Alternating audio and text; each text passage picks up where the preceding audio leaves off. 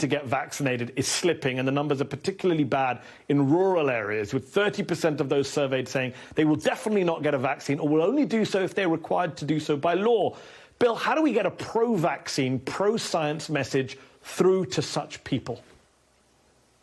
Well, there's two things. First of all, your neighbors. When your neighbors get vaccinated and you see them behaving, in a sense, normally, that will encourage everyone to behave normally. And everybody will want to get vaccinated so they can have picnics and hang out together and toss the ball around or what have you. And then the other thing, everybody, when it comes to all anti-science sort of things, is it takes a long time.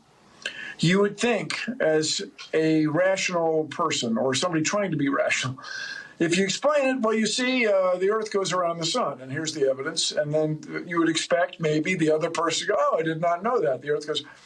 But it takes people often years to come around. So what I tell everybody at the family dinner with the conflict, don't expect to change the person's mind the first time, but stick with it.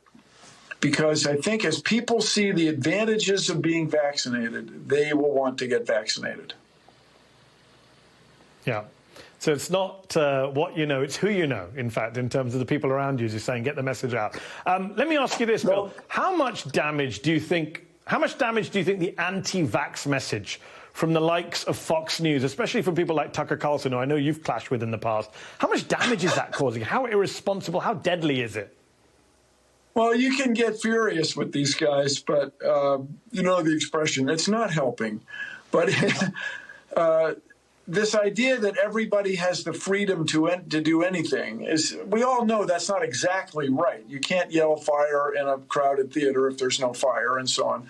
You can't drive on both sides of the road, even so you pay taxes on both sides of the road. And the argument that I have made for many years, I'm not the first guy to make this argument, is if a person doesn't get vaccinated and he or she gets infected, it's going to mutate in that person. Now, I have noticed that people don't like to use the word mutate because that's associated with evolution, the fact of life.